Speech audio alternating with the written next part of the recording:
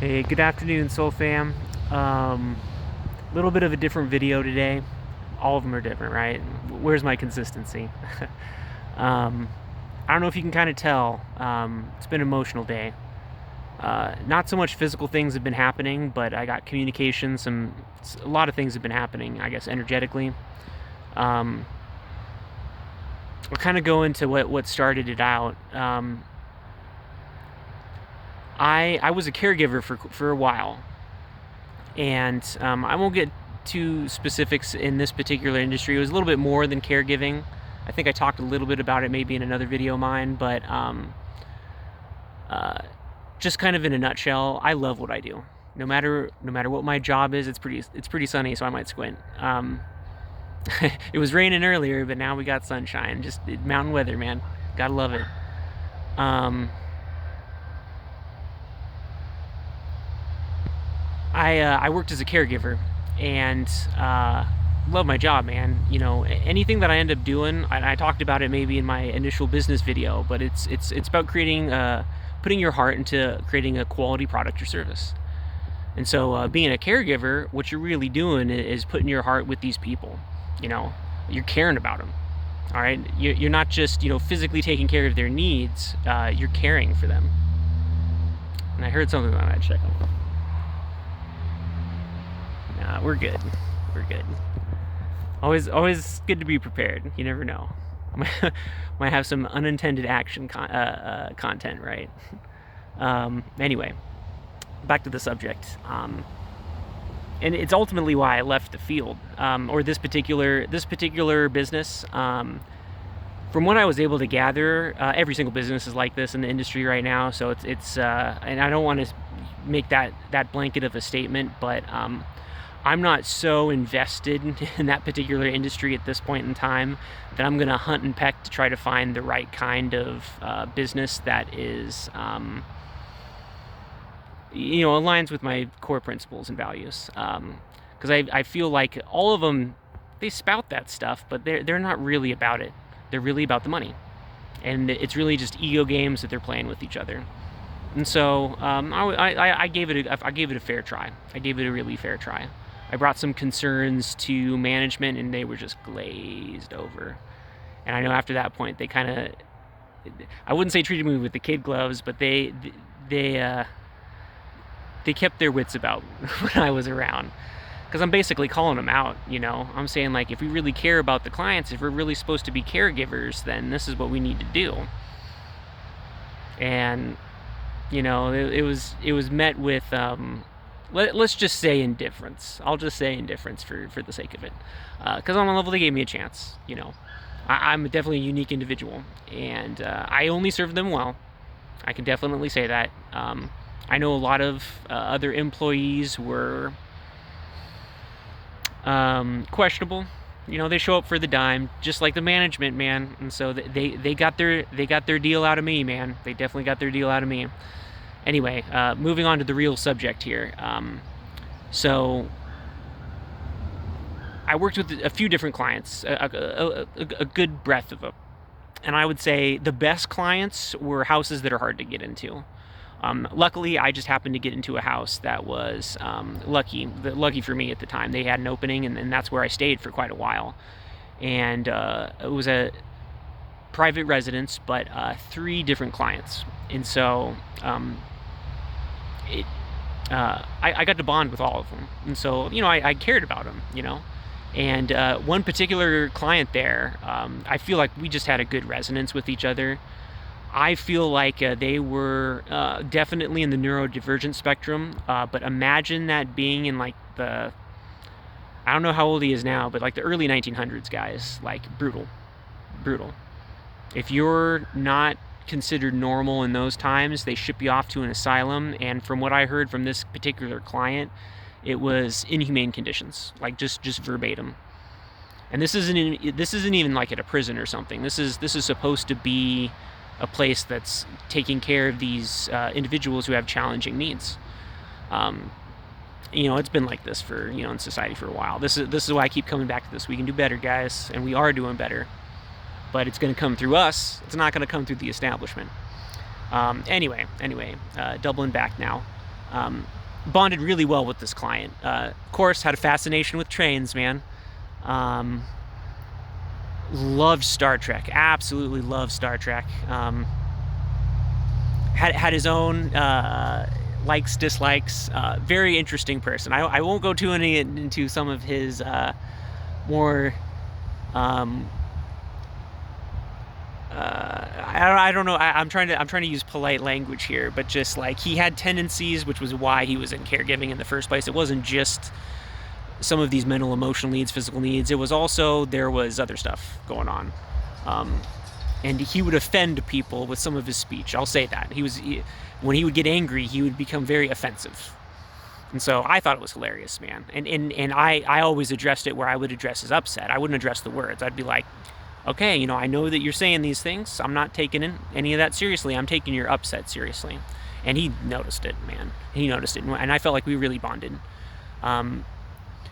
Even to go deeper, I was with him during some of these really particularly violent outbursts. And it progressed into just deep weeping and like KYS kind of feelings. And I was there. I was there to kind of be with him, man. I know exactly what that feels like. That's why I just like divinely led, man. I was there for a reason, and so we bonded, man. We bonded in that, and always professional. I always could double back to that too. Like I said, always above ground, always professional. Did everything that I was supposed to, and with that said, we can still be caring and compassionate. All right. Some of these people just, they confuse professionalism with icy, surgical indifference, And that's not real caregiving. Sorry, guys. But moving on, I've stayed friends with some people who are still in the house and in this caregiving house. And I got some bad news today where this particular client that I'm talking about, he had a stroke, and recovery has been kind of dicey. There was an MRI that was done recently, and it's not looking good. It's just not looking good. And he was saying, I heard from this individual, this is my last year on Earth. This is my last year on Earth. And so that's kind of what started today, just really getting in my feelings, man. And it's just like he's a really innocent soul, and he's been through so much, and loves Star Trek, man. Loves Star Trek. And I was just thinking of Mr. Spock, sending him off, in the torpedo,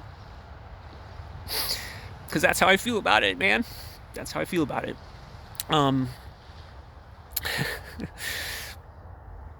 He just like I said, an innocent soul, very innocent soul, who's been through a lot. And so that just started it, man. I just started it today. And I was going through previous relationships that I've had with a lot of different people, a lot of different individuals, and comparing it to, I've moved on. I've moved on a lot, and I'm moving up. That's what's so amazing about this is that, for me, and I understand we're all coming from different places and everything, and so I don't. There's a saying, right? Biblical saying, right? It's similar to like those in glass houses shouldn't throw stones, but let he without sin cast the first stone. And it's very, very similar with this, where it's just like, I got my own issues and everything too. And I've been learning and everything like that. Hopefully that's all what we're doing. But if I'm going to be honest, from my perspective, from everything that I felt and experienced, it was toxic. It was toxic situations, and hiddenly so. Like that's what I feel like was the most destructive for my mental well-being and health, is that a lot of this stuff wasn't above the ground. And this is why I'm so above ground, is probably because I despised that, guys. I absolutely despised it, because there was a lot of projection onto me, I'm going to say from all different levels. I don't want to get into specifics, institutional, you know, and otherwise. And the fact that it was so underground, because it affected me. It affected me. One of the things I think about, maybe I'm going to say maybe neurodivergent people, were more sensitive. We can pick up on things that I think other people have yet to be able to pick up on. And like I always say, anybody, if there's gifts or things that you want to get in touch with, anybody can have it, especially if you're interested in it. My premise is that we are all telepathic, man. We are all a lot more sensitive and capable as human beings than the establishment gives us credit for. And likewise, people's thoughts matter. And so if somebody's judging you, but they don't say it verbally, you can feel that energy. And you can feel that condemnation. You can feel the disgust that people have. And I felt all of that, man. It really affected my self-perception. Part of it was from my upbringing, in so much as, I feel like, in the healthiest ways possible, but I was just conditioned to be service to others. Don't think about yourself, serve other people. It wasn't in this way, but it was like, be a good Christian, in so much as always turn the other cheek, be kind, be of service. And if you're self-sacrificing, that's great. It means you're going to heaven. Doesn't matter how much of a hell you're in right now, right? Doesn't matter if you're enabling psychopaths and narcissists, right? Which is not true. It totally matters. But neither here nor there about that. I was setting up something about that, right? And then it got all bright again. And like I said, guys, always raw and unedited. Just flying by the seat of my pants, just like real life. And it was hard overcoming that. And so definitely as a caregiver, I give that energy, where it's just like I see the individual on a deeper level, and I don't necessarily care about where they're coming from, or and I respect and I see how they see themselves, but how they see themselves or how society has seen them is not how I see them. Just straight up, I don't see them in the same way that society does, even if I'm capable of recognizing it.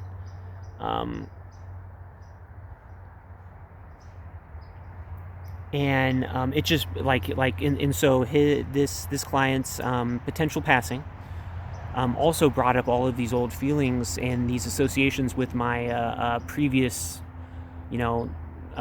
associations, like groups of people that I no longer talk with for the most part. And it's funny because these would be people that I would have considered I loved. I would have done anything for these people, and I feel like I did. They don't realize what I sacrificed for them, and I don't mean that in like a disrespectful way. It was for my lesson. I shouldn't have, if I could go back and be a perfectionist, I would just be like, yeah, I don't freaking care. But when you're a kid, you don't have that capability per se. You're kind of dealt the hand that you have, and you inherit also the patterns and the generational traumas and curses that you do, and it is what it is. We're all coming from somewhere. And so it really brought all of that back up with me. And I realized how much I've healed and how much I've moved on. After getting back established, because I kind of fell out of contact with these people, especially when I became homeless. Just all of every old association, family, friends, everybody. It just happened. It just really just happened. And I did reach out to a few people, but it's just like when you don't hear back from people too, it's just kind of like, okay, it is what it is. And then you move on. You just move on. I was fortunate that I kept choosing, is the best way to put it. And gosh, man, something happened yesterday. I'll do it in another video. Oh God, I should have brought it today. I didn't even think about it. I could have made it about this stage of this video, but it's not quite. Um, and so,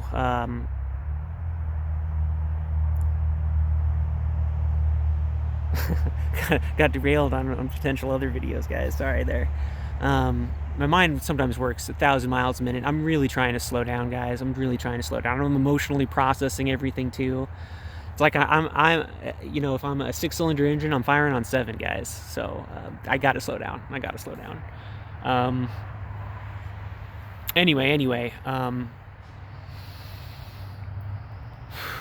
I've moved on, and it's so different because after getting reestablished, everything, getting out of homelessness, and it's still kind of touch and go sometimes, but it's like and that's what the funny part is I've even got I've got a little bit of a savings now, but that doesn't matter. Like, my savings doesn't guarantee a house, believe it or not. That's the economy that we live in right now. Anyway, moving forward. I'd moved on. And I've gotten to talk with some of these people on the phone, and the conversations with them really made me realize how much I've grown, and how these individuals kind of stayed in the same place. And when I see this in a pattern, like there's no such thing as really staying in the same place in this world. Entropy, man. You're either moving forward and you're growing, and you're doing the hard work and getting in touch with your feelings, or just and there's differences for everybody, because there's no right or wrong way per se. But to me, it's the aim and the effort, where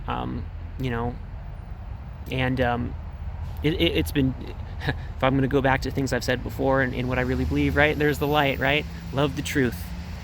And I think a lot of the old associations that I have place things above the truth.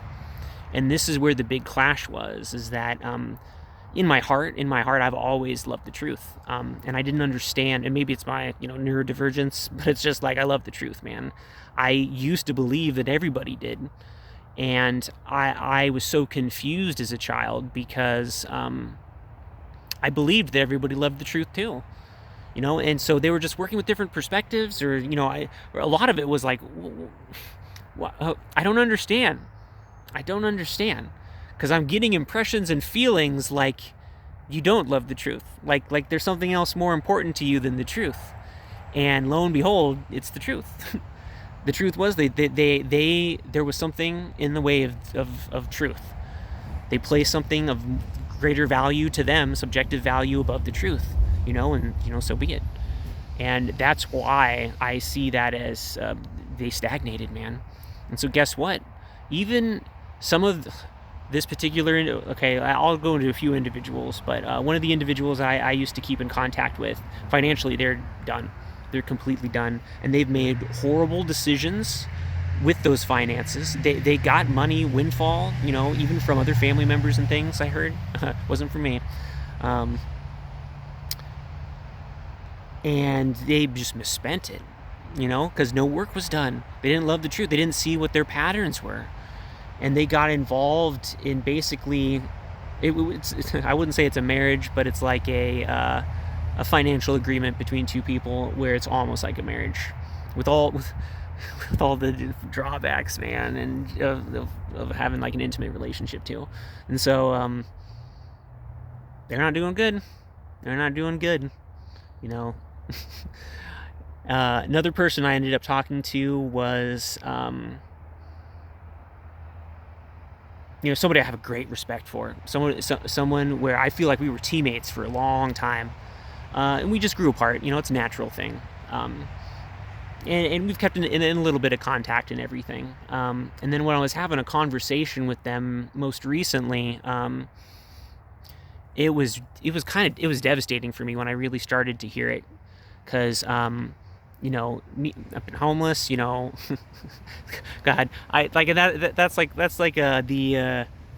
like the icing on the cake, if anything, guys. Some of the other stuff which has happened to me, I'm not going to talk about it right now, maybe some other time, but just like, I've been through the ringer, you guys. I've been through the ringer. If people knew exactly everything that I've been through, people are going to ask, how are you smiling, man? How are you still here? How do you have faith still? And all I can do is show examples where it's just like, it's because because I love the truth, all right? And I'm strong enough, I chose to embrace it. I endured what I can, and it's like being handed out assignments almost at this point, where it's like, okay, since I survived this and everything, this is my path. This is me moving forward. Anyway, so on that level, I'm doing wonderful. This particular individual, steady job, went to college, years and years. Good job, good position right now. They've done exactly what they were asked by society to do, and from further conversations and everything, I kind of believe they inherited their father's unmet desires, kind of like their father wanted to be a teacher, and so this person he's in a work where he's basically a teacher now, and I'm glad. He says he likes it, and that's great. You can still love what, like, just like I was talking about caregiving. I loved what I did, man. It was fun, and it was fantastic while I was in it, and it was in the right place. But Spirit was showing me it was time to move on, and as I got to interact more with management, I got to see it's time to really move on. And doubling back to this now. He's kind of in the same position. He's got a lot of money. He's got some stuff saved up. I tried to urge him. It's just like, if you're okay, I'm kind of getting ahead of myself here, but just talking with him, and like, I'm optimistic, you guys. Like, I can't begin to tell you, yeah, things are bad, but in order for things to be good, you got to recognize how bad they are. Like, you got to love the truth. You got to see what you're starting with. You got to see the ground you're standing on. Because if you're in denial of that, there's no getting better. Because you don't even know where you are. You're gonna be like scratching, like, I don't know, like, what is that, Event Horizon stuff, tearing your eyes out, and then you're gonna be saying, I see everything. Which is, I know, creepy, right? Trigger warning there. Retroactive. No visuals though, right? So it's all good. Anyway, I should move on from this. But that's why it's so important to love the truth. That's why I'm coming back to that. And through just talking with this person, I was able to really detect where, and I think I mentioned it in another video of mine, where they were just resigned. Where it's just like, yeah, things are bad, man. Like, yeah, and I'm not even catching the right tone, because it's just like, things are bad. Things are gonna get worse. Sucks. Then you die. Life's a bitch. That's it. And it's like, it is a good thing this individual wasn't in front of me, because I would have slapped him, man. I would have slapped him, gently, but enough to try to wake him up. Be like, be back in the present moment. You're here right now. Stop deciding that. All right, just stop it. If you're watching this, right, I doubt you're watching this, but if you're watching this, stop it. All right, you're in control of yourself. All right, not the world, not society, not your programming. If you choose it, okay. And the first step is loving the truth. If you love the truth more than your programming, than your comfort zone, than anything else, you're going to get through it. But if you don't love that truth, something's going to get in the way, and it's going to derail you. And, it's a steady journey. That's why I say aim for it. It's progress, not perfection, to take from a particular group. It was just amazing, because it's just like, here I am, was the individual who was always, to some level innocent, but also, that they don't know the real world. They're going to get schooled by the real world. They're probably going to end up dead when they see how the world really works. And here I am, guys. Like, none of these people survived homelessness. They didn't even go into it. They would rather be a wage slave and fearful and do anything to rather than confront the the pain and the discomfort of the situation that they've created for themselves. Which is just, it sucks, man. It sucks, you know. I like, it's one of those things where, you know, I hope YouTube and videos and stuff starts to do better. I see some of it, but it's just like, whether it's narcissists, old relationships, whatever, the victory is bittersweet when you reign supreme, because as a true empath, it's not like, haha, I gotcha. You thought that I was stupid or gonna die or worthless or ignorant or whatever. Well, I got the last laugh. I'm doing better than you. It's not like that. It's not like that. It's just like, oh, fuck, man. Like, I tried to help. I tried to reach out a hand, and now you're in a position, like, I'm reaching out the hand, and it's just like, now you're too far away. I can't reach you anymore. And that's up to you. Like, at this point, this is why God bless God, man, because as an empath, it's just like sometimes you get forced into circumstances where you've got to pull away. Like, God's pulling you away, and you're like, no, I want to reach this person. I want to reach this person. God's like, you can't, man. They've chosen not to. You got to let them go. And I listen now. I listen. And that was a big part, is listening.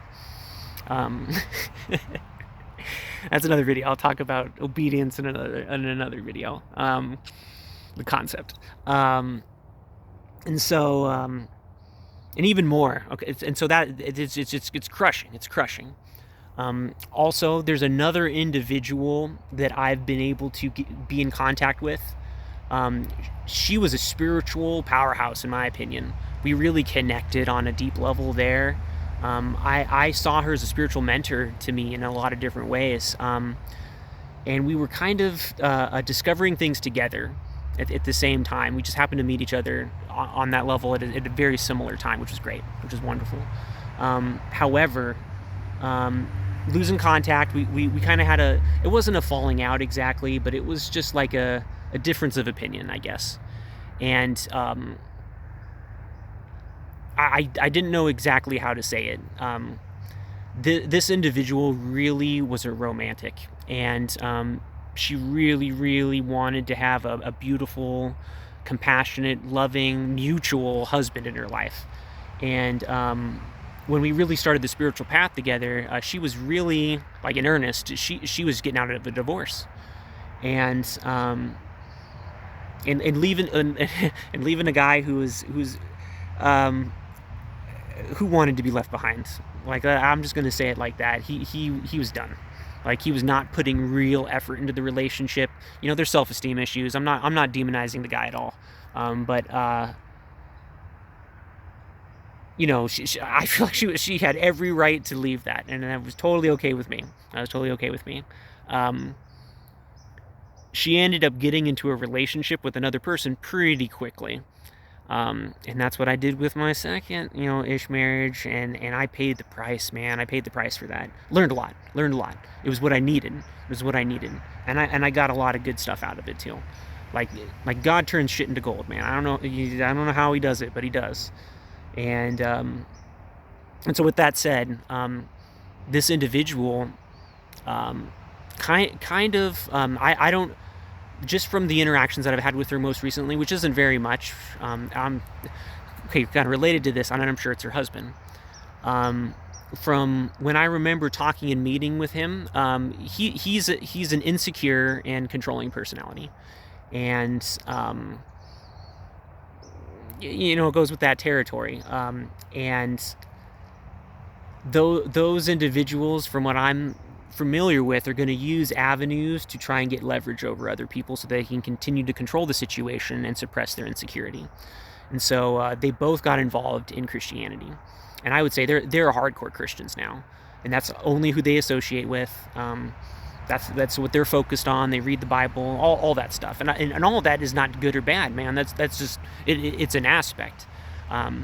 For me, it was kind of a shock, because this individual, we explored many different avenues together, and I felt like she connected, like, on a deep level with nature, with so many beautiful things that were beyond just this narrow scope.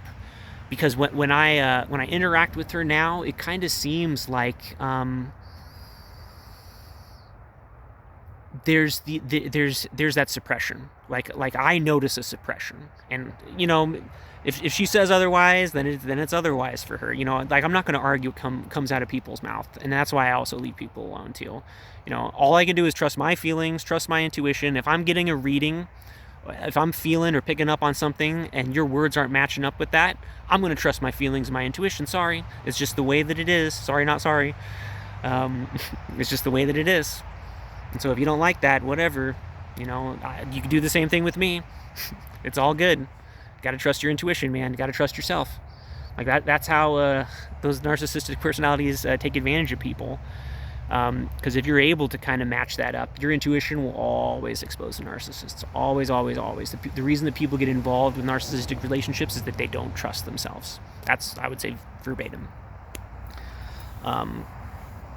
And so I was just interacting with this individual too, and noticing that they left one trap and have fallen into another one. And I'm very familiar with that. I'm not knocking this person in the least. If anything, my heart's out there. But I was also realizing too, it was what I needed. I needed to experience these really toxic relationships that I chose. And in order to get myself out of it, I had to make the right choices. I had to acknowledge the truth, first of all, that I was miserable. That I was miserable. It didn't have to do anything with anybody else. I was miserable in these relationships. And when I was able to get more and more room away from these people, from these situations and everything, I felt better. I didn't feel worse. It's one of those things. I didn't feel lonely. I felt freer. I felt more whole. I felt more loving. It's like, how does that, you know that you've been in a dynamic which is not your vibe when you actually leave a situation and you feel less lonely. You leave a relationship and a dynamic and you feel more together. It's like it really shows what you're coming from, which is, I would say, abuse. And I would go so far as to say, especially if you're an adult, especially, it's self-abuse. You've abused yourself. You allowed yourself to be a part of these relationships and everything. There's layers to it. I know there's layers to it. Remember, there's only one absolute. I know I've gone on for a long time. This was more of like a reminiscing situation, but I just wanted to kind of show some days are harder than others. Some days are more emotional than others. And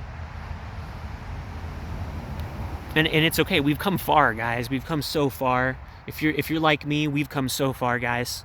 Like be proud of yourselves, man. Be proud of where we've come from. Like it doesn't matter if like my situation, I like maybe like a foot out of homelessness, barely, but everything's looking up. Everything is looking up, and I'm not just saying that. I feel it.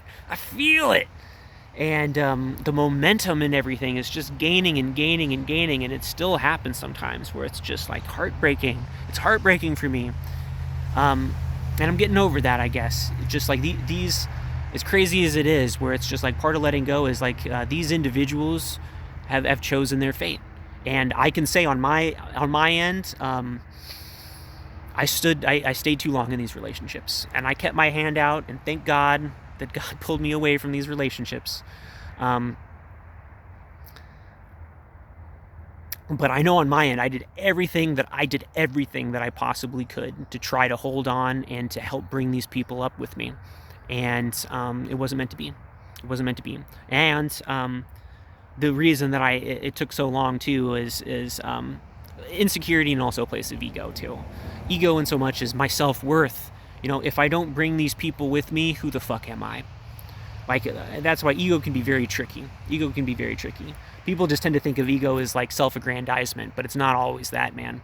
Sometimes it's very much self-degradation.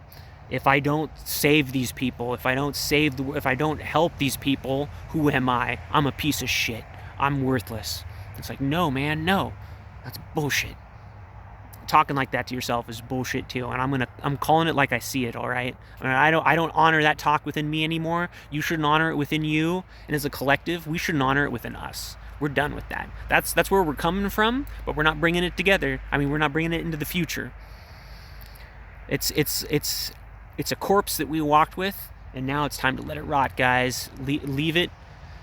If you have to dig a grave for it, do a ritual of release like I did. Do it, man. Do it. And I'll get into that more. Maybe like a how-to, because gosh, most of my videos I talk at least once about the ritual of release, and it's still pretty. I did it earlier this month, and it's as soon as I reveal the video where I was filming what exactly I did, it's so tame. It's like super tame, guys. It's not. It's more about the concepts and the knowing, and then being ready. Like that's a big part. You got to love the truth, and you got to build up enough momentum to really leave stuff behind. Like it was identity. It was these things too, because like I was saying, in these relationships, I had an identity, and these people saw me in a particular way, and they expected me to act in a certain way. And I know I've shaken them. I've shaken them to their core just by being who I am now. And if you're not there already, you probably are, right? You're probably there with me. But if you're not there, you are gonna be there. You're on your way there. All right. That's why we're in this together. And if you choose not to be, that's okay. All right. Maybe next time. So I think that's good. That's good for a video. Maybe no final thoughts today. That's all good, right? Just be true, man. Just be true to yourselves. Be easy. Give yourself space. It's okay to cry, man. It's okay. It's okay. I don't know. It's not. It doesn't make you a weak person to cry. It means you're human. All right. It makes you strong to recognize your feelings. All right. Makes you authentic. People who shame that shit. All right.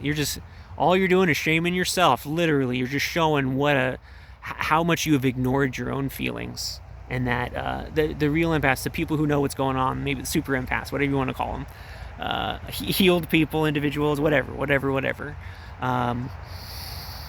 We just see how miserable you are, man. That's how it is. And we're healed enough where we're gonna let you be miserable. And that just like us, we chose to not be miserable, get ourselves out of that, loving the truth. You can too then. And if you're coming out of a relationship or getting ready to get out of a relationship that's similar to that, power. Power's through you, man. The power through you. All right. Peace out. Love within. Catch you guys on the flip side.